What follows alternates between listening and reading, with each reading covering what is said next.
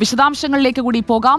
T V Prasad നമുക്കൊപ്പം തുടരുന്നുണ്ട്. T V Prasad, വസ്തുതകൾ പുറത്തു വരുമ്പോൾ അതിൽ ചിലപ്പോൾ മുന്നണിക്കുള്ളിൽ തന്നെയുള്ള ചില തലകളും ഉണ്ടെന്ന് വരാം. കാരണം ഒരു സർക്കാരിന്റെ ഭാഗമായി നിൽക്കുന്ന ആഭ്യന്തര വകുപ്പിന്റെ ഭാഗമായ പോലീസാണ് പൂരം കലക്കുന്നതിന് മുന്നിട്ടിറങ്ങിയത് എങ്കിൽ, ഗൂഢാലോചന നടത്താൻ പോയത് ഒരു ADGP ആണ് എങ്കിൽ, ആ അയച്ചതാരാണ്, അതിന് തീരുമാനമെടുത്തതാരാണ് എന്നതുകൂടി പുറത്തു വരേണ്ടതല്ലേ ടി വി പ്രസാദ്? ഇത് കേവലം അവിടെ മത്സരിച്ച സുരേഷ് ഗോപിയോ അല്ലെങ്കിൽ BJPയോ മാത്രം പ്രതിസ്ഥാനത്ത് നിൽക്കുന്ന വിഷയമല്ലല്ലോ. സുജിയ പറഞ്ഞത് തന്നെയാണ് അതിലെ പ്രധാനപ്പെട്ട പോയിന്റ്. അതായത് താരതമ്യേന വളരെ ജൂനിയറായ ഒരു സിറ്റി പോലീസ് കമ്മീഷണർക്ക് എങ്ങനെയാണ് കേരളത്തിലെ തന്നെ ഏറ്റവും കൂടുതൽ ആളുകൾ ഒന്നിച്ചു കൂടുന്ന ഒരു പൂരം അത് അലങ്കോലപ്പെടുത്താൻ കഴിയുന്നത് എന്നുള്ളിടത്താണ് അതിന്റെ ഏറ്റവും പ്രധാനപ്പെട്ട ചോദ്യം തന്നെ. ഈ ചോദ്യത്തിനുള്ള മറുപടി ഇപ്പോൾ ഏതാണ്ട് ആളുകളുടെ മനസ്സിലേക്ക് വന്നു കഴിഞ്ഞിട്ടുണ്ട്. ഏതോ ഒരു കോണിൽ നിന്നുണ്ടായ ഗൂഢാലോചനയുടെ ഭാഗമായാണ് സിറ്റി കമ്മീഷണർക്ക് അത് തടയാനും അത് അലങ്കോലപ്പെടുത്താനും പൂരം തന്നെ നിർത്തിവെക്കുന്ന രീതിയിലേക്ക് കാര്യങ്ങൾ പോകാനുമുള്ള ഒരു ധൈര്യം കിട്ടിയത് എന്ന കാര്യം വ്യക്തമാണ്. അങ്ങനെയെങ്കിൽ ആ സിറ്റി പോലീസ് കമ്മീഷണർ അത്ര വലിയ ഒരു തീരുമാനമെടുക്കുമ്പോൾ, അതായത് ഇത് തടഞ്ഞാൽ ഈ പൂരം അലങ്കോലമാകാൻ സാധ്യതയുണ്ട് എന്ന് മുൻകൂട്ടി അറിയാവുന്ന ഏത് കൊച്ചുകുട്ടിയും സ്വാഭാവികമായും മുതിർന്നവരോട് അല്ലെങ്കിൽ ഉയർന്ന ഉദ്യോഗസ്ഥരോട് ചോദിച്ചിട്ടായിരിക്കും ആ തീരുമാനമെടുക്കുക. സ്വാഭാവികമായി ADGP എന്ന നിലയിൽ MR അജിത് കുമാറിനോട് ചോദിക്കാതെ അങ്ങനെ ഒരു തീരുമാനം ഉണ്ടാകില്ല എന്ന കാര്യം വളരെ വ്യക്തമാണെന്നാണ് എല്ലാവരും സംസാരിക്കുന്നതിൽ നിന്ന് വ്യക്തമാകുന്നതും. ഒരുപക്ഷെ DGPക്ക് മനസ്സിലായതും ആ കാര്യം തന്നെയായിരിക്കണം.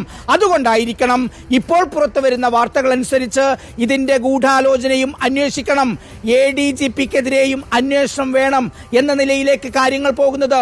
ഇപ്പോൾ വീണ്ടും പ്രസക്തമാകുന്ന മറ്റൊരു കാര്യം, ADGP MR അജിത് കുമാർ ക്രമസമാധാന ചുമതലയുള്ള ADGP ആയി തന്നെ തുടർന്നുകൊണ്ട് എങ്ങനെ ഇത് നടത്താൻ കഴിയും എന്നുള്ളതാണ് സുജിയ പ്രധാനപ്പെട്ട ചോദ്യം. ഒരന്വേഷണം നടക്കുമ്പോൾ അത് DGP റാങ്കിലുള്ള അന്വേഷണ ഉദ്യോഗസ്ഥൻ തന്നെയായിരിക്കും സ്വാഭാവികമായും ഇതിലുണ്ടാവുക എന്ന കാര്യം വ്യക്തമാണ്. പക്ഷേ ഈ DGPയുടെ കൂടെ അന്വേഷിക്കുന്നവരും അന്വേഷിക്കാൻ പോകുന്നവരും സ്വാഭാവികമായി അവരെല്ലാം ADGP MR അജിത് കുമാറിനോട് വീരാരാധനയുള്ളവരായിരിക്കും, അദ്ദേഹത്തിന്റെ കീഴിലുള്ളവരായിരിക്കും. അപ്പോൾ എങ്ങനെ അന്വേഷണം സത്യസന്ധമായി നടക്കുമെന്ന PV അൻവർ നേരത്തെ ചോദിച്ച ആ SIT അന്വേഷണവുമായി ബന്ധപ്പെട്ട കാര്യങ്ങളിലേക്ക് കൂടി നമുക്ക് നോക്കാവുന്നതാണ്. സ്വാഭാവികമായി തൃശൂരിലെ പൂരം കലക്കലുമായി ബന്ധപ്പെട്ട് ഇനി വരാനിടയുള്ള ഏറ്റവും പ്രധാനപ്പെട്ട തീരുമാനം തുടരന്വേഷണം എപ്പോൾ എന്ന് പ്രഖ്യാപിക്കും എന്നുള്ളതാണ്.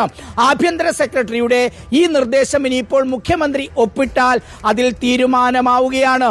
അങ്ങനെയെങ്കിൽ ADGP MR അജിത് കുമാറിനെതിരെ അന്വേഷണമുണ്ടാകും, ഗൂഢാലോചന അന്വേഷിക്കും.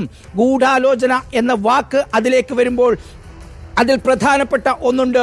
സ്വാഭാവികമായി ഒരു ജൂനിയറായ സിറ്റി പോലീസ് കമ്മീഷണറുടെ ഭാഗത്ത് നിന്ന് മാത്രമുണ്ടായ ഒരു തീരുമാനമല്ല എന്ന നിലയിലേക്ക് DGP വിലയിരുത്തുന്നു.